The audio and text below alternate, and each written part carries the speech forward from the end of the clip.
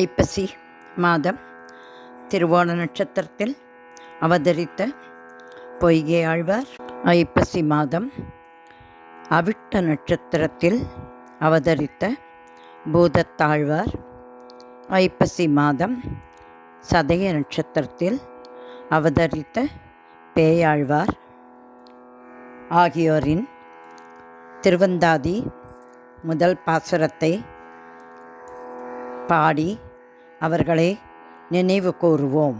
பொய்கை ஆழ்வாரின் பாசுரம். வையம் தகழியா வார்கடலே நெய்யாக வெய்ய கதிரோன் விளக்காக செய்ய சுடராழியான் அடிக்கே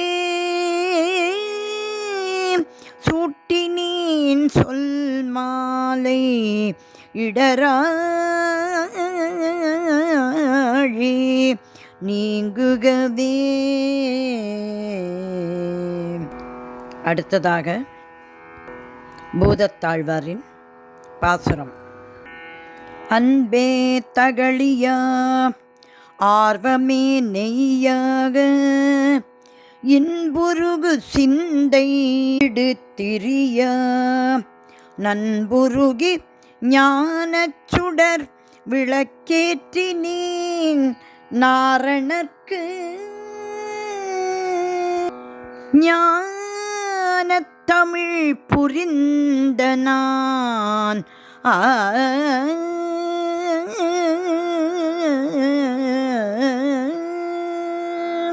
மூன்றாவதாக பேயாழ்வார் பாசுரம்.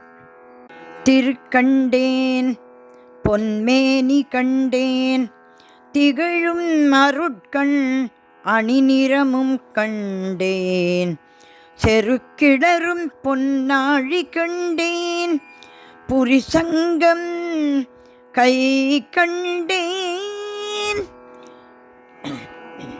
புரிசங்கம் கை கண்டேன்.